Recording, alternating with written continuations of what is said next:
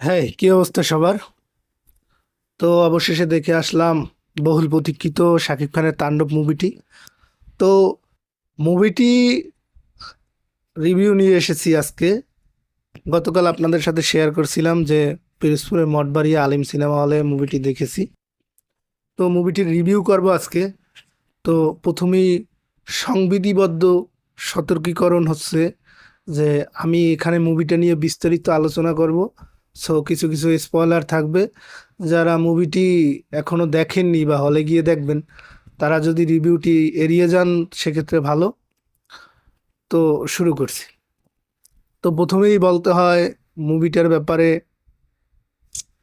Just কি বলবো, শাকিব খানের অভিনয় ভাই, একটা মানুষ কি পরিমাণ কি পরিমাণ নিজেরে ভাঙতে পারে, নিজেরে ভাঙা গড়ার খেলায় সে যেন মত্ত হয়ে উঠছে। ভাই আপনি সেই প্রিয়তমা থেকে শুরু, সেই বিদ্যলুক, তারপরে দরদ, তুফান, বরবাদ, রাজকুমার, এখন লাস্ট এই তাণ্ডব, কি পরিমাণ পরিবর্তন একটা মানুষ নিজেরে করতে পারে। ওনার তো মনে হয় যেন লাস্ট কিছু বছর যখন এফডিসির পরিচালকদের সাথে তাদের আবদার মিটাতে গিয়ে যে গার্বেজ সিনেমাগুলো করেছে, এখন তো তার মাথায় শুধু খেলতেছে যে কিভাবে এটা পুষিয়ে দেওয়া যায় তার ফ্যানেদের। এইটাই তো সত্যিকার অর্থে সাকিব ভক্ত দ্বারা যারা যারা নিঃস্বার্থভাবে তাকে ভালোবেসে এসেছি আমরা, সবসময় তার কাছ থেকে এটাই আশা করতাম যে তার কাছে কোনো কমপ্লেইন থাকবে না। এই মুভিগুলো দেখার পর আসলে আর কোনো কমপ্লেইন থাকার মতো কোনো অপশন নাই। তো তার কথা যদি বলতে হয়, তার স্কিন প্রেজেন্স, তার লুক, তার এক্সপ্রেশন, তার অভিনয়, মানে জাস্ট মাইন্ড ব্লোয়িং। তার এখানে একটা বিষয় আছে, ভয়েস মডুলেশন একটা দিয়ে তার যে স্বাভাবিক কণ্ঠে সে স্বাভাবিক গলায় কথা বলেনি, অন্যভাবে একটু কথা বলছে। যেখানে তুফানেও সেই কাজটা করেছে, অন্যান্য সিনেমায়ও কিছুটা করেছে, কিন্তু এতটা মানে কন্টিনিউ না, মানে পুরো মুভি জুড়ে সেটা টেনে নিয়ে গেছে বিষয়টা এরকম না। কিন্তু তাণ্ডবে এটাই করেছে। রায়ান রাফির একটা ইন্টারভিউতে দেখলাম যে ডাবিং এর সময় নাকি তার গলা থেকে রক্ত পড়তেছিল। তো একটা মানুষের ডেডিকেশন লেভেল যে কোন পর্যায়ে গেলে এইভাবে নিজেকে উজাড় করে দিতে পারে।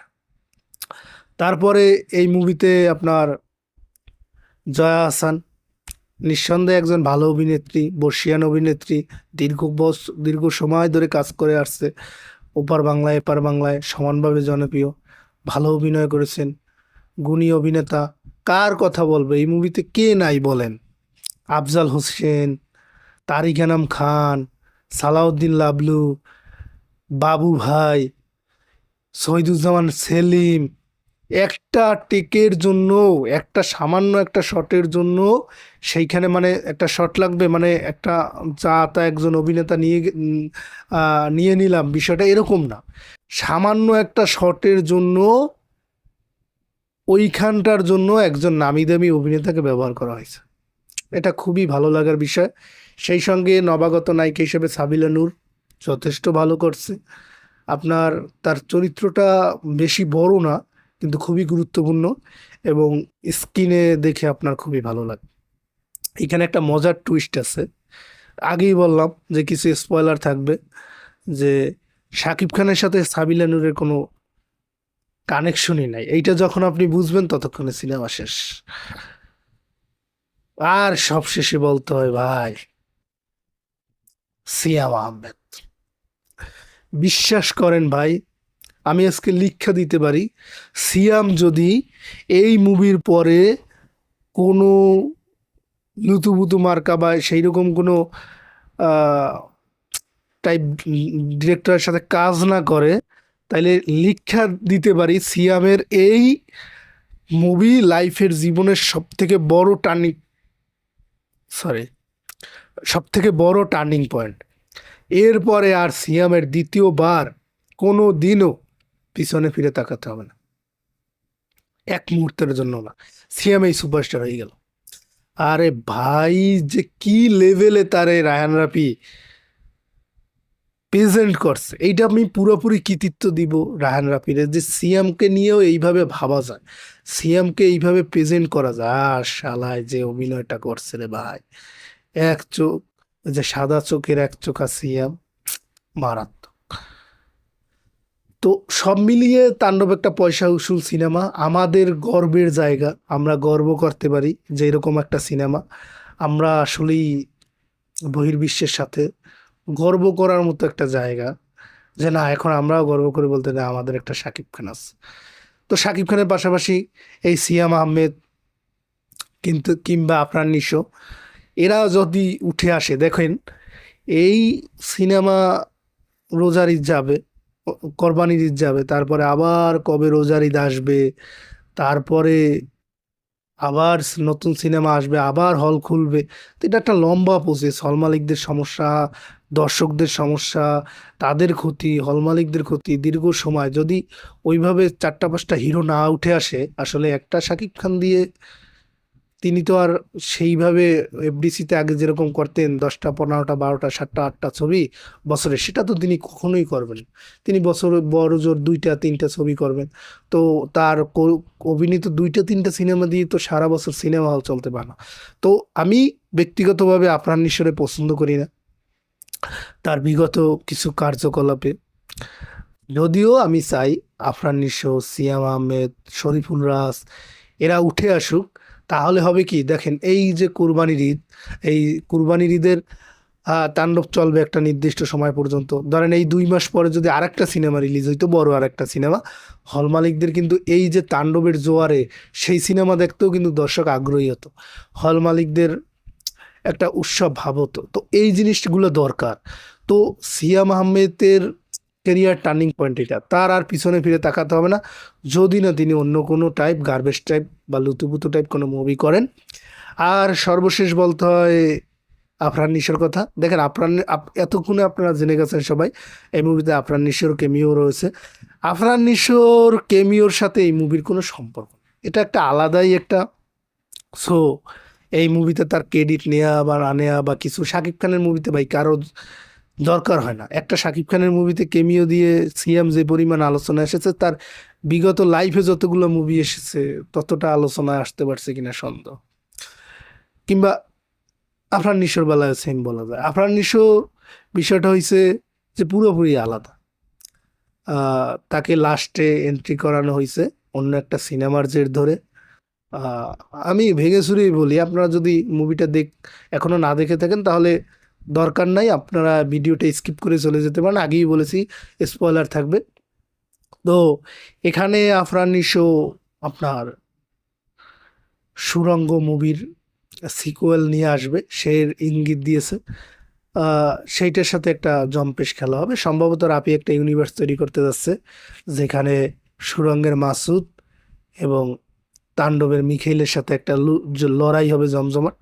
তার মাঝামাঝি হয়তো এই সিএমের যে লুক আমরা দেখলাম তাণ্ডবে, সিএমকে নিয়েও বোধহয় একটা ছবি হইতে পারে। যাক, এই বিষয়ে আমরা পরের একটা ভিডিওতে বিস্তারিত আলোচনা করব। তবে কথা একটাই ভাই, আপনারা একটা সময় শাকিব খানকে নিয়ে ট্রোল হতো, তবে একটা জিনিস কি, একটা নিজেকে কিভাবে ভেঙে এই পর্যায়ে নিয়ে আসা যায়, তিনি সত্যি একটা অনুপ্রেরণার নাম। মেরিল প্রথম আলোতে আমার এই কথাগুলো খুবই ভালো লেগেছে, যে দিন তো মাত্র শুরু, আসলে তার দিন মাত্র শুরু। আপনারা সত্যি বলতে কি, যে তাণ্ডব সিনেমা হলে গিয়ে দেখুন। আপনারা সাপোর্ট না দিলে, যদি আপনারা প্রিয়তমারে সাপোর্ট না দিতেন, তুফান তৈরি হইতো না। তুফানের সাপোর্ট না দিলে বরবাদ তৈরি হইতো না। বরবাদ সাপোর্ট না পাইলে তাণ্ডব তৈরি হইতো না। তো তাণ্ডবকে সাপোর্ট না করলে পরবর্তী বিগেস্ট যে সিনেমা, সেইটা তৈরি হবে না, কারণ প্রযোজকরা সাহস পাবে। তাদের প্রিয়তমা থেকে আপনারা যে সাহস দিয়েছেন, সেই সাহসে তারা তুফান করছে, তুফানের সাহসে বরবাদ করছে, বরবাদের সাহসে তাণ্ডব হইছে। তো আপনারা সেই সাহসটা জুগিয়ে যান। এইরকম একটা সিনেমা, আসলে এই ধরনের সিনেমা আপনার মোবাইলে দেখার জিনিস না, আপনার এটা সিনেমা হলের সিনেমা, বড় স্ক্রিনের সিনেমা, এটা বড় স্ক্রিনে গিয়েই উপভোগ করতে হবে। তো তো বাংলা সিনেমার পাশে থাকুন। এই যে বাংলা সিনেমার যে জোয়ারটা এসেছে, এই জোয়ারের সাথে থাকুন। আমাদের সিনেমা আমাদের গর্বের জায়গায় নিয়ে যাবে। আমি শাকিব খানের কথা শুরুই বলতে চাই যে সেই দিন আর বেশি দূরে নয়, যেই দিন পৃথিবীর প্রতিটি প্রান্তে আমাদের সিনেমা ছড়িয়ে যাবে এবং গর্বের সহিত দেখবে, শুধু দেখার জন্য দেখা না। তো আমরা সেই প্রজন্মের সাক্ষী হতে চাই। তো সিনেমাটা হলে গিয়ে বেশি বেশি করে দেখুন। মাস্ট আপনার পয়সা উসুল। আপনি যে কয় টাকা দিয়ে এই সিনেমা দেখেন না কেন, বের হয়ে অন্তত এই জিনিসটা আফসোস হবে না আপনার একবারের জন্য যে আপনার পয়সাটা জলে গেল। এইটার গ্যারান্টি আমি। তো যাই হোক, ভিডিওটি ভালো লেগে থাকলে, আমার চ্যানেলটা খুবই ছোট, তো আমার ইউটিউব চ্যানেলটাকে সাপোর্ট করবেন, সাবস্ক্রাইব করবেন, যেন আমি আপনাদের আসলে একটা কথা বলতে গেলে কি, আমি আলোচনা করব, কথা বলবো, বেশি সংখ্যক মানুষ যদি না শোনে সেটার সাথে আসলে ওই আনন্দটা পাওয়া যায় না। তো আপনারা সাপোর্ট করবেন, চ্যানেলটা সাবস্ক্রাইব করে দেবেন, আর ফেসবুক থেকে দেখলে পেজটিকেও সাপোর্ট করবেন। আমি আপনাদের সাথে বিনোদন আপনাদের বিনোদন দিতে চাই, মন খুলে কথা বলতে চাই।